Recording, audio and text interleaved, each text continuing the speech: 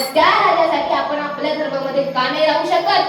अहो आताचं युगच आहे, एक छोकरी आणि नोकरी देतो म्हणून खुशाल धर्मांतर केलं जातं. जरा आजूबाजूलाची परिस्थिती बघितली ना तर सर्रास असं होतंय. पण गीतेमध्ये सुद्धा भगवंताने सांगितलेलं आहे, ज्ञानेश्वरी मध्ये सुद्धा ज्ञानोबारायांनी सांगितलंय, आपल्या धर्मामध्ये मरण भलं पण दुसऱ्याच्या धर्मात जाऊन त्याची चाकरी करायची